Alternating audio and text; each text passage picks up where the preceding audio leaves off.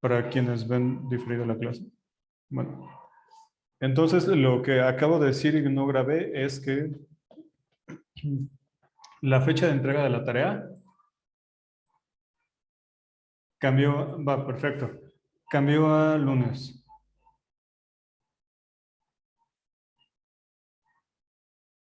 Ok.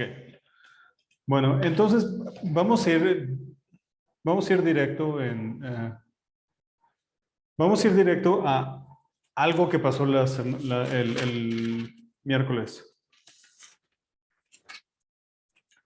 Bueno, el, el miércoles, eh, el miércoles hice una afirmación que, que bueno, por querer hacerme el elegante, resultó que es falsa. Entonces me parece que es importante señalarla. O sea, no afecta realmente a la exposición, pero creo que es importante señalarlo y también da pie a algo que me pareció pues curioso. A ver, pero no encuentro, ya. Es que, ah, un ligero problema bobo con la tableta.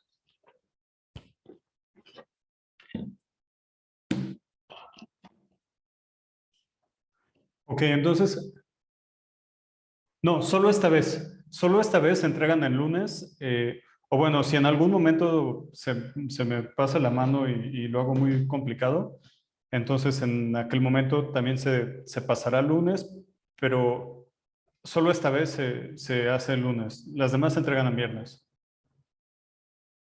Ujú. Ok. Bueno, entonces lo que lo que estaba diciendo es que el miércoles hice una afirmación que la verdad no es del todo correcta, pero como dijo un profesor que tuve hace ya bastantes años, en matemáticas no desperdiciamos. Entonces voy a aprovechar eso para mostrar algo. Lo que yo había dicho el miércoles es esto. Vamos a fijar un conjunto. Sean X un conjunto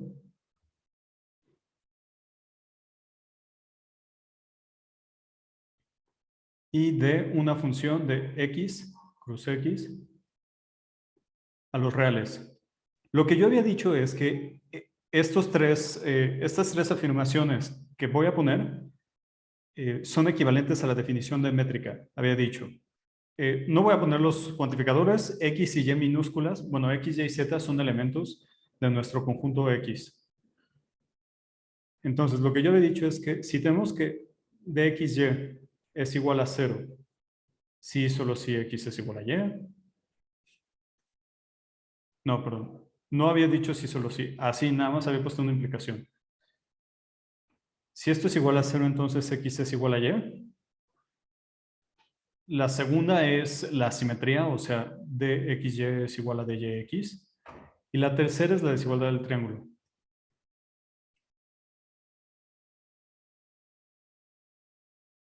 O sea, dxy es menor o igual a dxz más dzy.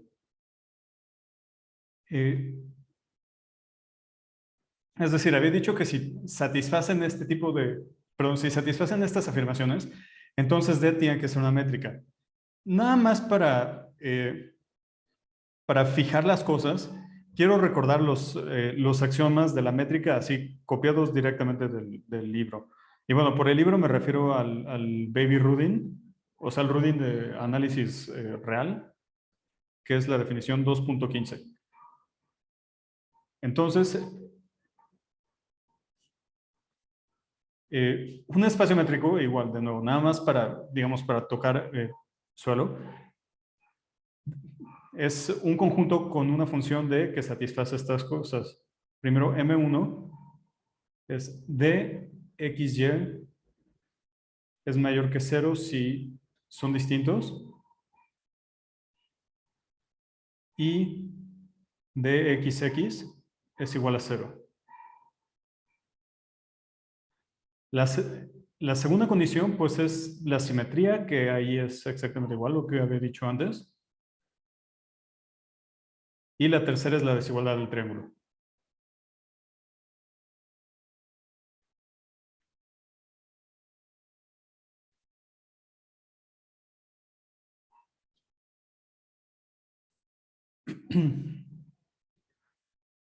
Bueno, entonces, les había dicho que íbamos a empezar con esto el día de hoy. Y bueno, el miércoles al terminar la sesión me dije, bueno, pues mejor escribo limpio la prueba de esto rápido para ya no tener que preocuparme de esto el viernes y ya lo hago, ¿no? Entonces, pues empecé con lo que parecía más fácil. Vamos a tomar la afirmación, que es lo que queremos probar. No estoy diciendo que sea cierto o sea falso. Bueno, les estoy diciendo que es falso, pero al menos el miércoles, pues yo suponía que era cierto. Afirmación, vamos a poner 1, 2, 3, implica M1, M2 y M3. Ahora, 2 es lo mismo que M2 y 3 es lo mismo que M3. Entonces aquí no hay, pues ya no hay nada que hacer, ¿no? Lo que tendremos que probar es que la D es no negativa y que la distancia de un punto a sí mismo es 0. Son dos cosas las que faltan probar. Entonces, pues yo creo que no es difícil probar que si tenemos una función de que satisfaga estas cosas, tiene que ser no negativa. Entonces vamos a tomar dos elementos de nuestro espacio, sean X y Y en X. Ahora, por 3, o sea, por la desigualdad del triángulo, tenemos que la distancia de X a X es menor o igual que la distancia de X a X, más la distancia de X a X. O sea, lo único que estoy haciendo aquí es poner X igual a Y igual a Z y bueno, todos iguales a este punto que acabo de agarrar en el espacio. Entonces de aquí, pues son números reales, ¿no? Entonces podemos cancelar y esto nos dice que dxx es mayor o igual que 0. Además,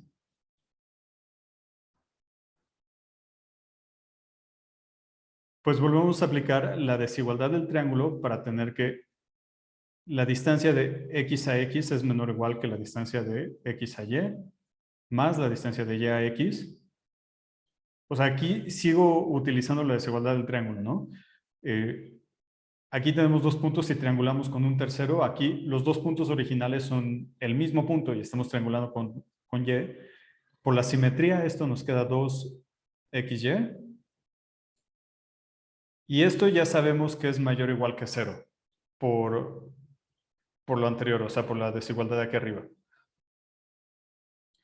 Y bueno, hasta ese momento, pues todo iba bien, ¿no? Bueno, voy a subir este último renglón porque ya estorba o sea, ya estorbaba la barrita. Y bueno, sirve que puedo concluir de una vez aquí. 2xy es mayor o igual que 0, porque bueno, 2 es positivo. Sin embargo, eh, probar esto, o sea que es, digamos, hasta el momento tenemos una versión parcial de M1, ¿no? O sea, no estamos diciendo que esto sea estrictamente mayor que 0, sino no es negativo, sino es no negativo, entonces, digamos, ok, parece que ya recorrimos parte del camino para llegar a M1. Algo que nos gustaría probar es esto de aquí. Sin embargo, cuando lo estuve haciendo, me di cuenta de que es un poquito difícil probar esto. Y por poquito difícil me refiero a que es imposible. Entonces, para decir que es imposible, pues tendría que probar o tendría que dar un ejemplo en donde tuviera estas tres condiciones, pero D no fuera una métrica. Ahora, una manera sencilla de hacer eso es, vamos a tomar un conjunto finito, aunque lo podemos hacer para un conjunto arbitrario. Creo que es más fácil de ver por qué falla en un conjunto finito. Consideramos x igual a x1, x2, x3 y definimos dada por... Aquí voy a poner a la d como por una tabla de multiplicación, o sea, como cuando estudiamos grupos y anillos que en algunas ocasiones definen las operaciones con una tabla, así va a ser. Entonces vamos a poner x1, x2, x3, x1, x2, x3. Ahora, antes de que llene la tabla, quiero decir cómo la tenemos que leer. Bueno,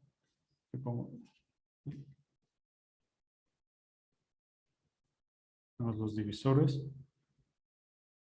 Y ahora sí. La manera en la que tenemos que leer la tabla es esta.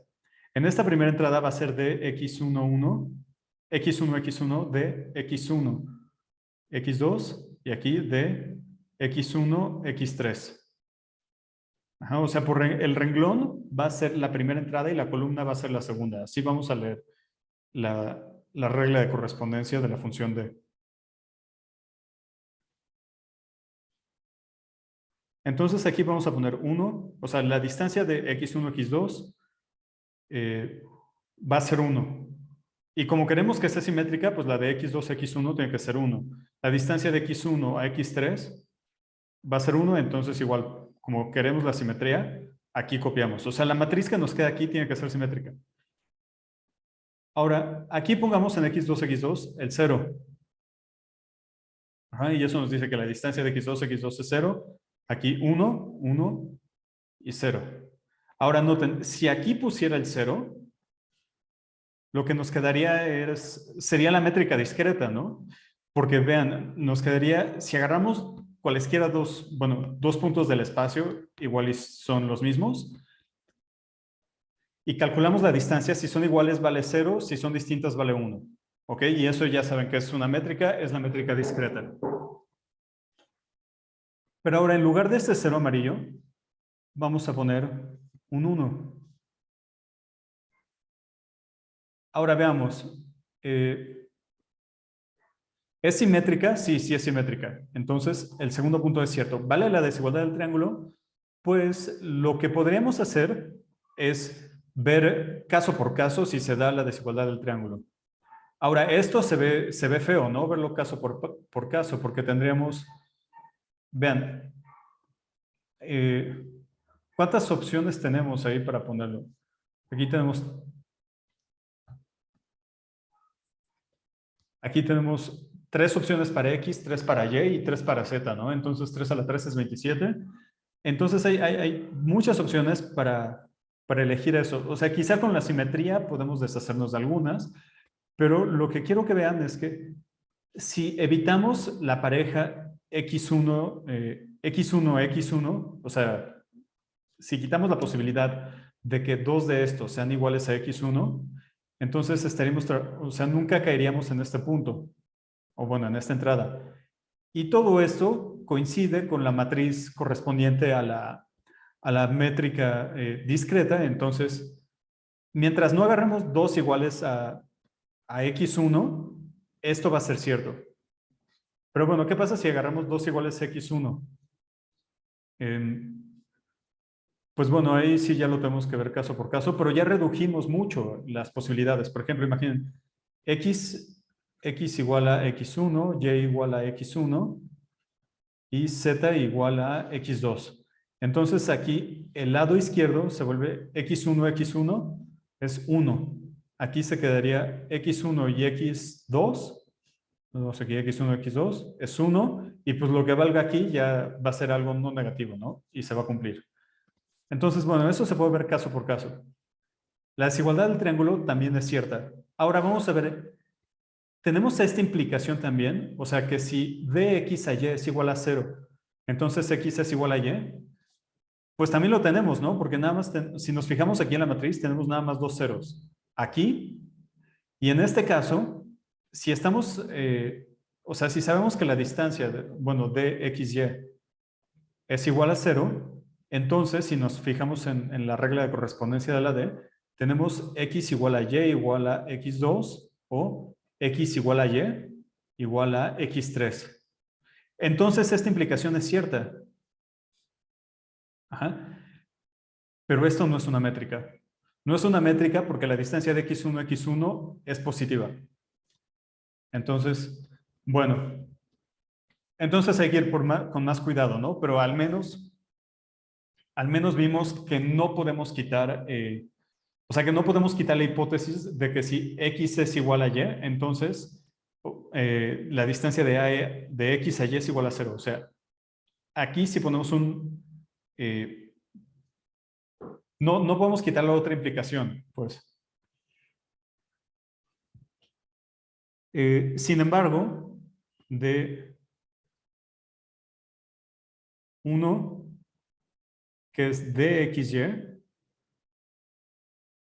es igual a 0, sí, solo sí, perdón, x es igual a y, sí podemos concluir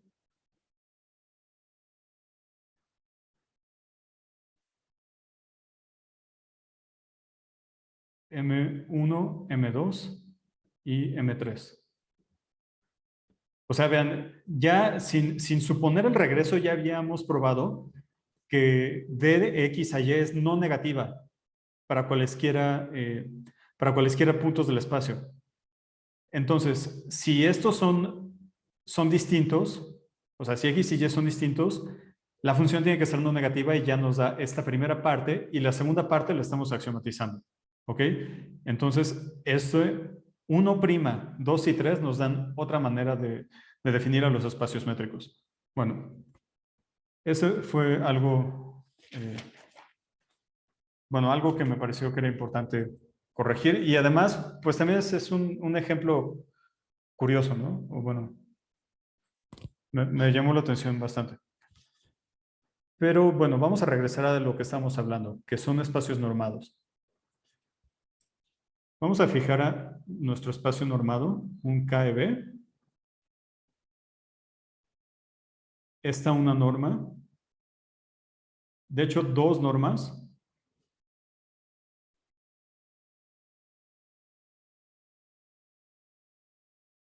Ahora, vamos a adoptar la notación de la vez pasada. Nada más quiero recordarlos. Para x en x y ρ mayor que 0, vamos a escribir b x ρ va a ser igual a la bola con respecto a la norma así de concentro en x y radio ρ y similarmente para la norma prima. O sea, esto la verdad solo lo estamos haciendo para que no esté tan recargada la notación y sea más fácil de ver.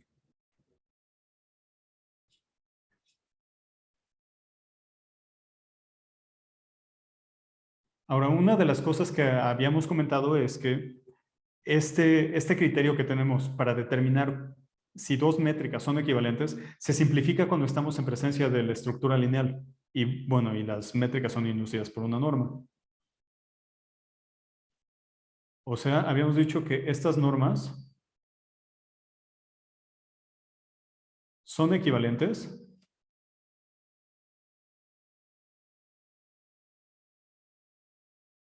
sí y solo sí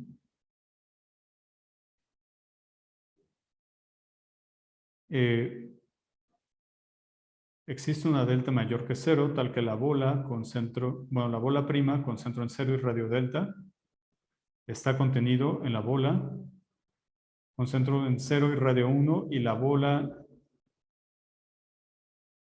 con centro en 0 y radio delta está contenido en la bola prima con centro en 0 y radio 1. De nuevo, ya recordamos que en general en métricas son equivalentes, sí, solo sí podemos meter adentro, o sea, métrica verde, métrica azul. Si adentro de cada bola verde podemos meter una bola azul, con el mismo centro y adentro de cada bola azul podemos meter una bola verde. ¿Ok? Ese criterio en general se simplifica mucho en espacios normados y la simplificación es que ya no estamos tomando radios arbitrarios, sino estamos fijando el radio 1 y ya no estamos fijándonos en todo el espacio, sino que estamos concentrándonos en el 0, nada más. Y un teorema que habíamos empezado a probar es, son varias equivalencias para decir que dos normas son equivalentes. ¿Son equivalentes? Primero, las dos normas son equivalentes, o sea, las métricas inducidas generan la misma topología. ¿Son equivalentes?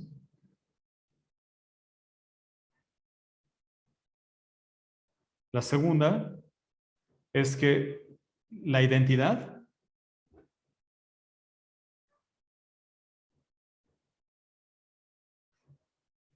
que va de X con la norma, o sea, con la norma así, a X con la norma prima, es un homeomorfismo. Esto significa que es una función continua, invertible y tal que la inversa es continua. Es un homeomorfismo.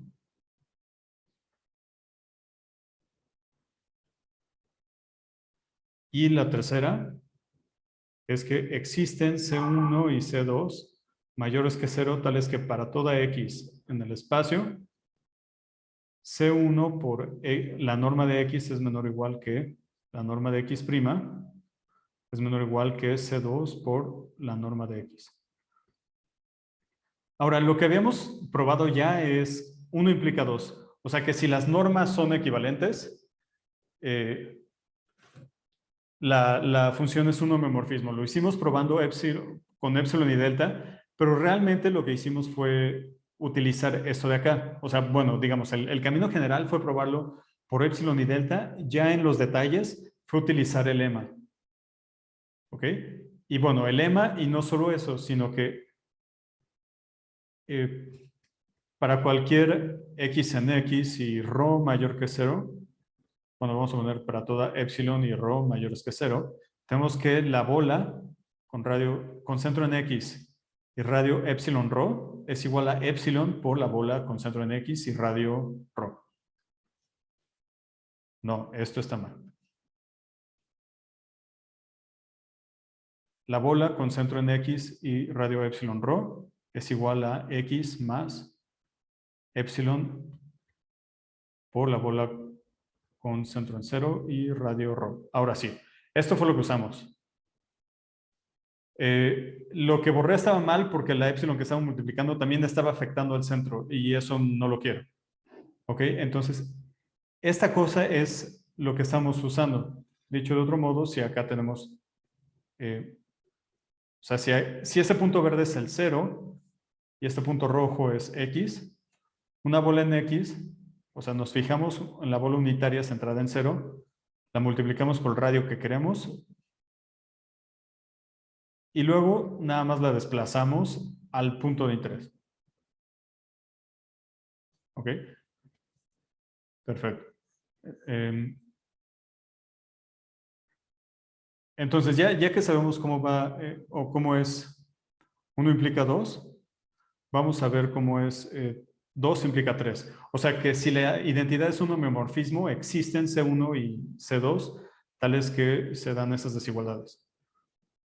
Ahora, nada más quiero hacer una observación que, bueno, igual y es más por la manera en la que yo me imagino este tipo de cosas. Y es que 1 y 2 como que nos dan una comprensión más visual, ¿no? Y más geométrica. O sea, en ambos casos lo que nos están diciendo es que podemos meter bolas en bolas. Independientemente de la geometría que tengan estas bolas o la forma que tengan, es lo que nos están diciendo. Podemos meter bolas en bolas. Y el tercero, o la tercera condición, lo que nos está diciendo, o bueno, más que nos está diciendo algo, nos está ayudando a hacer cuentas. Que bueno, es bastante importante también poder hacer cuentas, ¿no?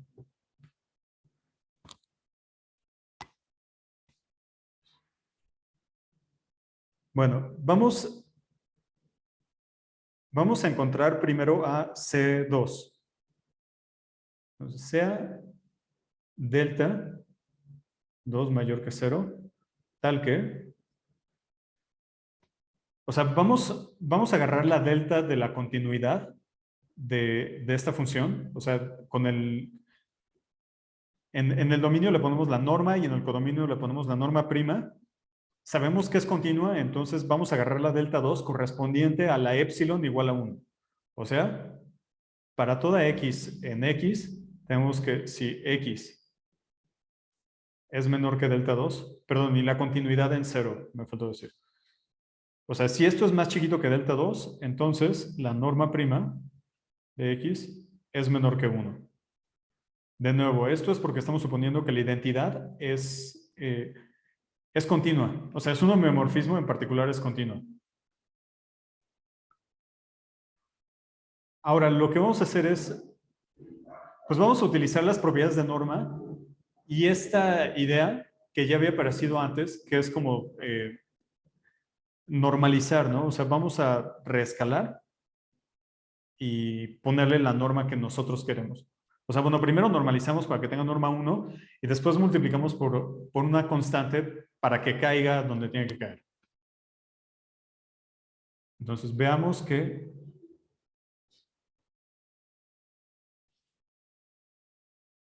C2 igual a 2 entre delta 2, que es positivo, sirve. Bueno, ahora recuerden, el truco que les estoy diciendo, o bueno, la estrategia que les estoy diciendo que sirve es normalizar. Vean, aquí tenemos una condición que es cierta, o bueno, tenemos una implicación en donde el antecedente es que o bueno, el vector que estamos agarrando tiene una norma suficientemente chica.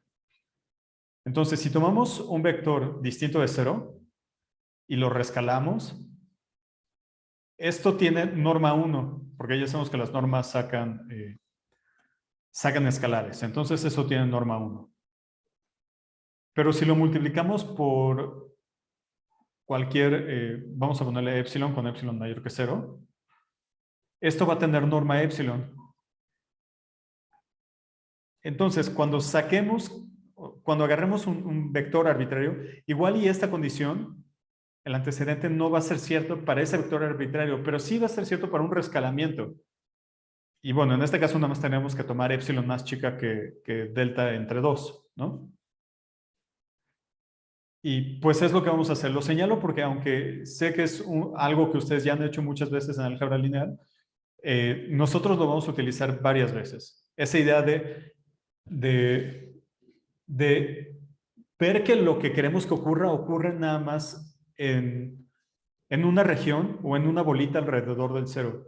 O sea, si sabemos que algo ocurre en una vecindad del cero y todo es lineal y bonito, entonces va a ocurrir en todo el espacio. Digamos, eso es lo que está como una idea,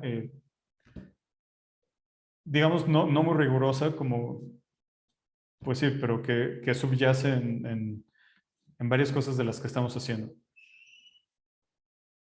Bueno, entonces queremos ver que esa constante sirve. Si x es igual a 0, entonces, bueno, entonces no hay nada que probar, ¿no? Tenemos, esto es igual a C2 por la norma prima de x, que es igual a 0, porque pues es el vector 0. Entonces ahora supongamos que el vector que tomamos es distinto a 0. Perdón, aquí voy a poner sea x un elemento de x. Si x es distinto de 0, entonces,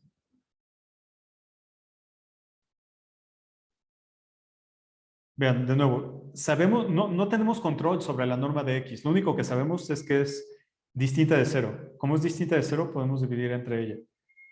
Entonces, delta entre 2, la norma de x, por x. O sea, eso es un escalar. Esto que estoy señalando en rojo es un escalar. Se puede ver feo, pero es un escalar. Eso es igual a delta medios, ¿no?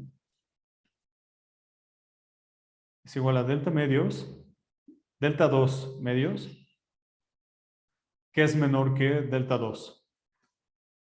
Ahora, lo que nos dice la manera en la que elegimos delta es que dice, si usted agarra un vector que tiene norma menor que delta 2, entonces la norma prima es menor que 1. Eso nos va a decir que la norma prima de todo esto es menor que 1. O sea,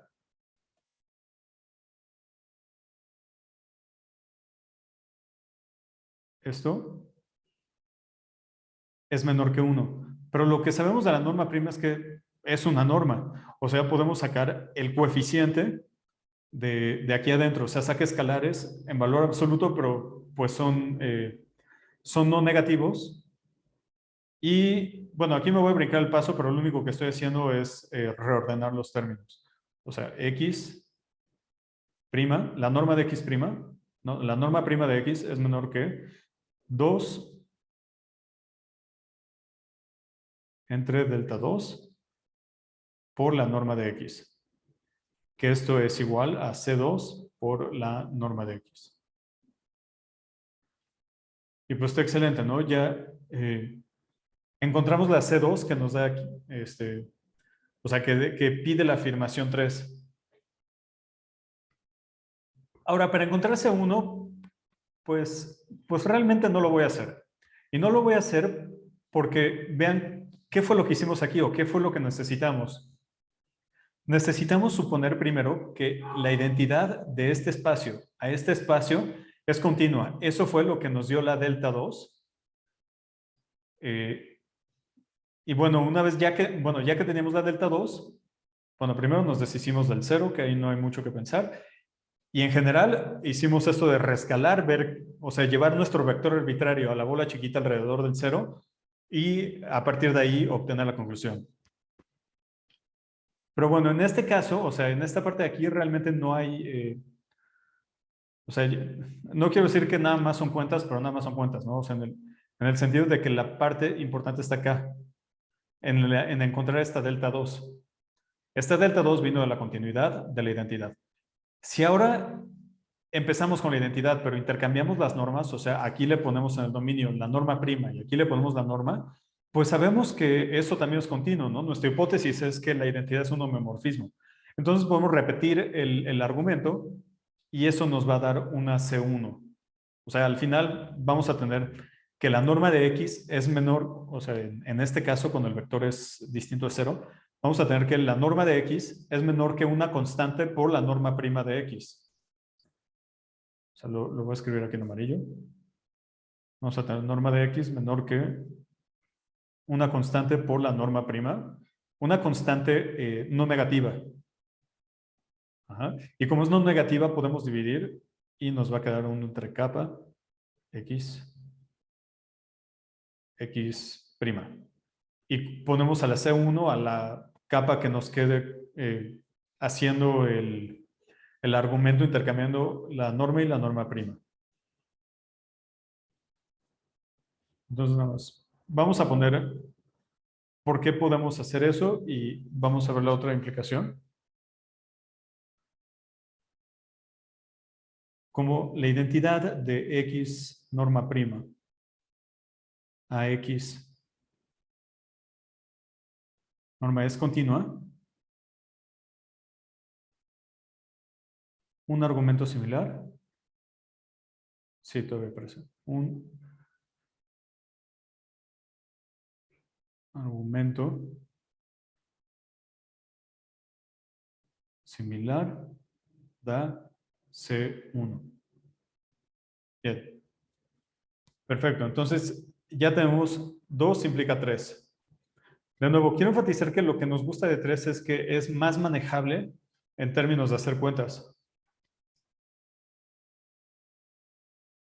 Ahora, 3 implica 1.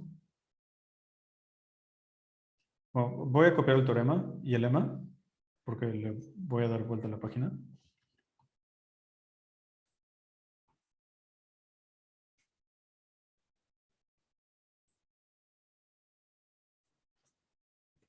O sea, para 3 implica 1, realmente lo que vamos a querer hacer es otra vez meter bolas con respecto a una norma dentro de bolas con respecto a otra norma. Entonces, y lo que tenemos es esto de aquí. Entonces, la escritura, bueno, la escritura realmente es nada más escribir, es traducir eh, estas desigualdades que tenemos acá en términos de contenciones de bolas. Entonces vamos a probar 3 implica 1. O sea, vamos a suponer que existen C1 y C2 y que ya están fijas. O sea, delta 1 igual a C1. Ok, lo que voy a ver, lo voy a poner aquí en amarillo. Quiero ver esto. Que la bola prima con centro en 0 y de radio delta 1 está contenido en la bola con centro en 0 y radio 1. Después voy a hacer algo similar, una delta 2. Vamos a encontrar una delta 2 que haga esto. Y al final vamos a elegir a delta igual al mínimo de delta 1 y delta 2. Y de nuevo, la prueba es interpretar estas desigualdades en términos de contenciones de bolas. Ahora, para X en X1, de nuevo, queremos probar esto de aquí, o sea, queremos probar que cada que tenemos un elemento de aquí, está acá. X está en la bola prima, con centro en 0 y radio delta 1. Bueno, eso es por definición, o significa que la norma prima de X es menor que delta 1.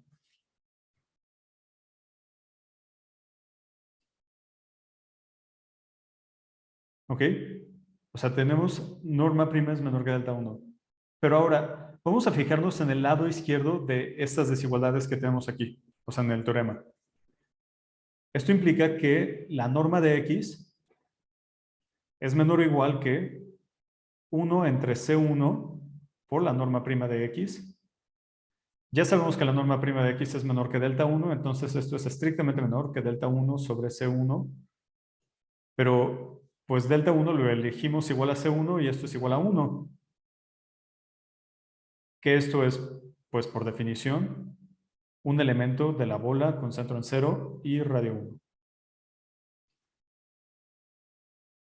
¿Ok? Y de nuevo, empezamos con un elemento en la bola de izquierda y concluimos que pertenece a la bola de la derecha. Por lo tanto, esto está contenido en esto. Ahora, antes de que escriba la otra, o sea, lo que falta, la otra contención, sí quiero aclarar que este tipo de símbolos como entonces y por lo tanto, si los escriben en las tareas, pues no hay tanto problema, ¿no? Lo ideal sería que no lo hicieran, pero bueno, no hay tanto problema. Pero en el proyecto, sí, por lo tanto, no lo escriban. Ok, la implicación podríamos hacer una excepción si están escribiendo un enunciado lógico demasiado largo o si resulta ilegible en palabras, pues bueno, ya lo ponen, ¿no? Pero tratar de minimizar al máximo el uso de este tipo de implicaciones. Y este sí de plano se lo quito. Pero bueno, ahora vamos a encontrar la C2. Ahora, vamos a elegir a la delta 2 igual a 1 entre C2. Y ahora la pregunta obvia me parece es, pues ¿cómo se le ocurre a alguien elegir a la delta 1 igual a C1 y a la delta 2 igual a C2? Y la respuesta es, como les dije la vez pasada, es como cuando hacen ustedes en cálculo sus problemas de épsilon y delta. Que agarran la épsilon y hacen cuentas para ver qué delta les sirve y al final eligen a la delta así. Si es una convención entre matemáticos no usar esos símbolos lógicos, pues sí, sí. O sea, es que la cosa es que cuando estás escribiendo un texto de matemáticas, antes de ser un texto de matemáticas es un texto. Entonces, pues realmente estarías como mezclando dos lenguajes, ¿no? El lenguaje del observador y el lenguaje del objeto de estudio, que es el lenguaje lógico. Digo, también porque muchas veces termina siendo difícil leerlo. Entonces también hace eso. Y bueno, en mi experiencia también depende de la revista donde lo estés mandando, porque algunos sí te dicen, quítalos. Eh, sí, algunos sí tienen como reglas muy estrictas y no te permiten hacer eso. Y hay otros que sí te ponen con una lista de reglas más o menos estandarizadas. Ajá. Pero me parece que la objeción, más allá de las reglas estandarizadas de las revistas, me parece que es esta idea de estar mezclando lenguajes, que bueno, digamos que en el pizarrón y en una tarea no hay problema, pero ya en un documento escrito con más cuidado sí hay que evitar ese tipo de complicaciones, ¿no? O ese tipo de situaciones, mejor dicho. Bueno, entonces, sea delta igual a 1 entre C2 y como les había dicho, lo que hacemos, o la manera en la que obtuve el 1 entre C2, pues fue haciendo las cuentas y al final elegir la delta 2 que funcionara. Entonces, para X, en X, bueno, nada más, es que me quedé con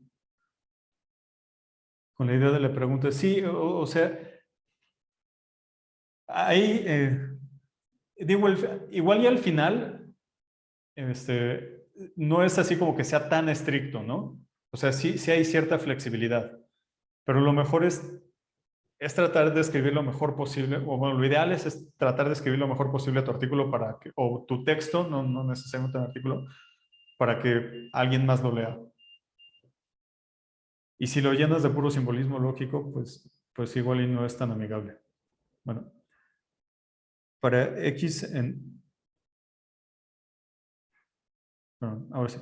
Para X en X, queremos ver que la bola con centro en 0 y radio delta 2 está contenido en la bola prima, aquí me faltó la prima, con centro en 0 y radio 1. Entonces, si tomamos X acá, la bola con centro en 0 y radio delta 2, esto implica que la norma de X es menor que delta 2. Esto implica que, bueno,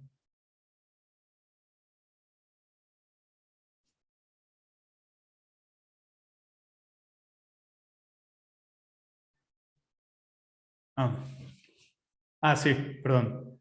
Esto implica que la norma prima de X, que es menor que C2 por la norma de X, que es menor que C2 por delta 2, y por la manera en la que elegimos a delta 2, esto es igual a 1. O sea, X pertenece a la bola prima con centro en X y radio 1. Perfecto, por lo tanto,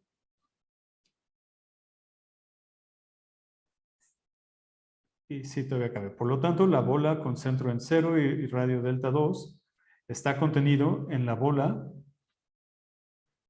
prima con centro en 0 y radio 1.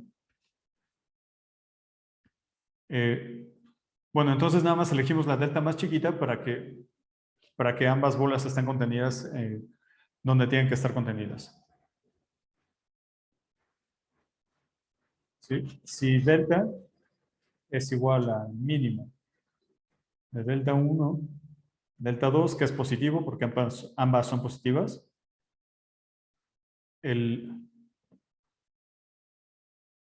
bueno, voy a usar ya directamente el lema para concluir que las normas son equivalentes.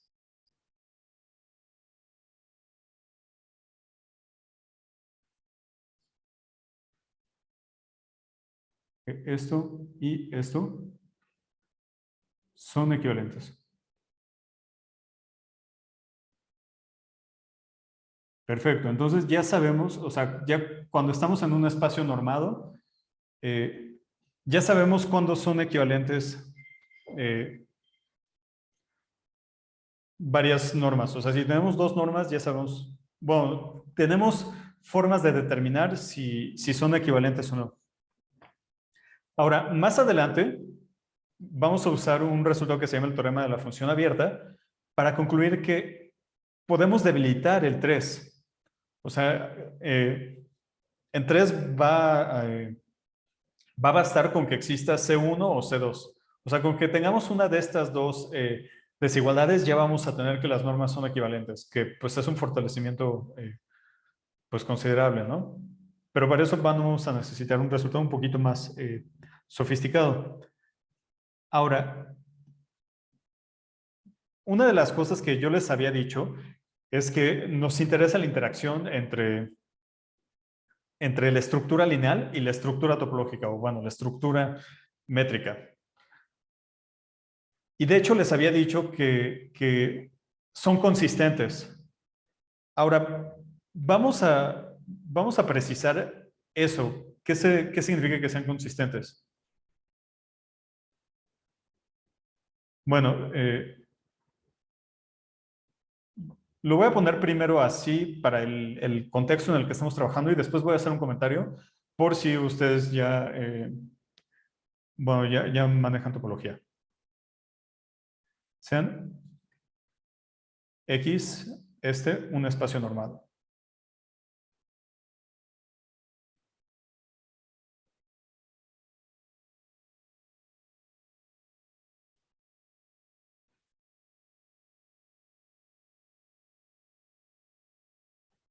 Pero también voy a fijar puntos y un escalar. Bueno, vectores, X y Y en X, y lambda, un escalar. La primera es si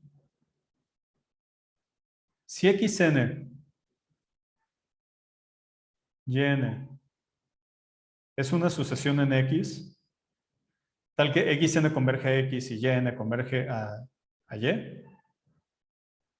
en X, tal que el límite cuando el límite cuando n se va infinito de xn es igual a x. O sea, aquí podemos hablar de esto. Estamos en un espacio métrico, ¿no? O en un espacio normado, en particular en un espacio métrico. Entonces, si esto es cierto, entonces la suma del límite es igual al límite de las sumas. Y cuando n se va infinito de xn más yn es igual a x más y. Ahora, esto la verdad no lo voy a probar. O sea, de hecho hasta lo puse como ejercicio de práctica en la hoja de la próxima semana. Porque pues realmente no hay mucha diferencia entre probar esto en espacios normados eh, y probarlo, digamos, en los números reales. O sea, la prueba que ustedes vieron para sucesiones de números reales, estudienla con cuidado y van a ver que prácticamente también vale en el contexto en el que estamos hablando. Y la segunda es que si tenemos una sucesión en X, es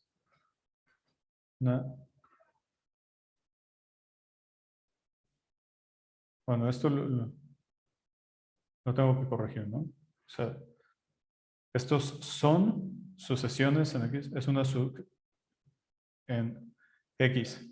Y lambda n es una sucesión en el campo.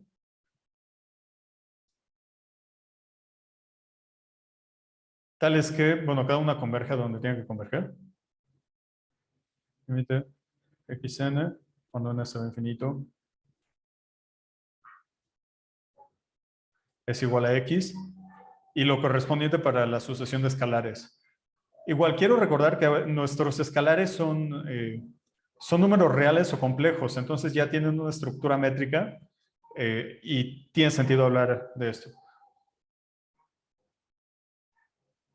Bueno, aquí va a quedar un poco feo, pero antes de subirles el PDF lo voy a corregir.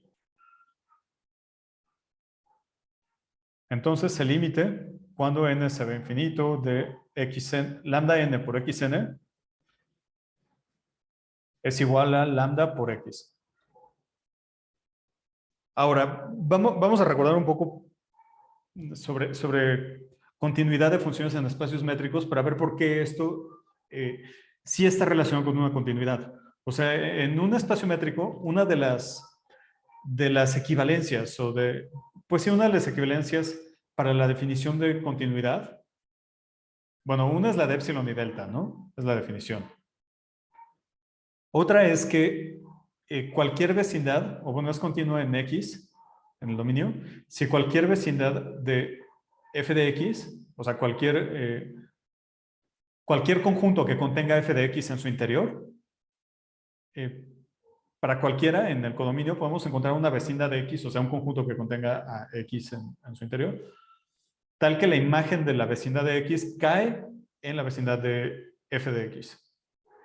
Y otra es que si tenemos una sucesión que converge a X, entonces la imagen de la sucesión, o la sucesión de imágenes, como prefieran verlo, converge a f de X. ¿Ok? Entonces aquí estamos teniendo, pues, esencialmente eso. Ahora, si quieren verlo de manera como un poco más evidente, voy a darle la vuelta. Imagínense que tenemos X con nuestro espacio normado y vamos a ver a X cruz X. Ya sabemos que eso tiene de manera natural una estructura lineal.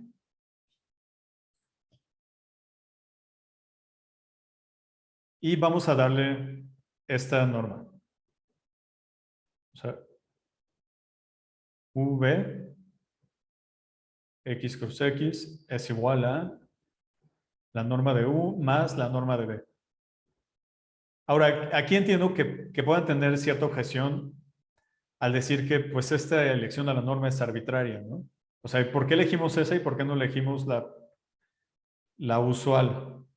O sea, una modificación, una adaptación a lo usual. O bueno, y es una objeción válida, pero bueno, al final va a dar lo mismo. Entonces vamos a considerar esta norma y al campo cruz X con esta norma.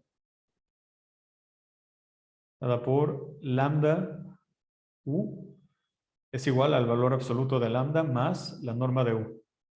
Entonces, esto hace, primero X cruz X un espacio normado, entonces es un espacio métrico, entonces ya podemos hablar de funciones continuas. Lo que nos dice la proposición anterior es que la suma que va de X cruz X a X, o sea, esto es un espacio métrico, este es otro espacio métrico, esta es una función continua. Y lo que nos dice la segunda parte es que el producto por escalar, que es una función que va de K cruz X, que de nuevo ya es un espacio normado a X, esto también es una función continua. ¿Ok? Es lo que nos está diciendo esto de aquí.